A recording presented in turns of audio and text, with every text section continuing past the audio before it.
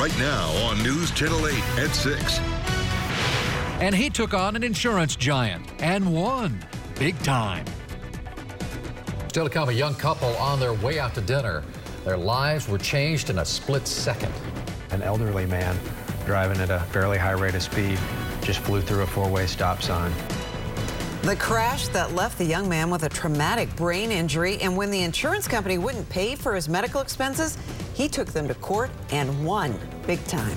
A multi-million-dollar settlement. Geico must pay a Tampa man nearly 21 times the amount the insurance company originally offered him for his medical expenses. This comes after a horrific crash in 2012. News Channel 8's Josh Benson has more from the Tampa News Center.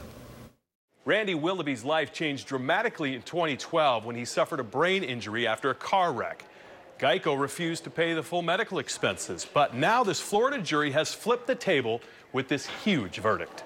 The jury this month returned a verdict for $30.1 million in Willoughby's favor nearly 7 years after his lawyers say Geico refused to cover more than $147,000 for medical expenses. We think the jury did the right thing and awarded the right amount of damages for Mr. Willoughby. Willoughby was 20 at the time, the night he and his girlfriend were on the way to dinner in November of 2012. An elderly driver ran a four-way stop. Ended up T-boning the car our client was in, and he ended up with a terrible traumatic brain injury as a result. Willoughby settled with the driver, but the driver's wife was a co-owner of the vehicle, leaving her liable for damages in the state of Florida.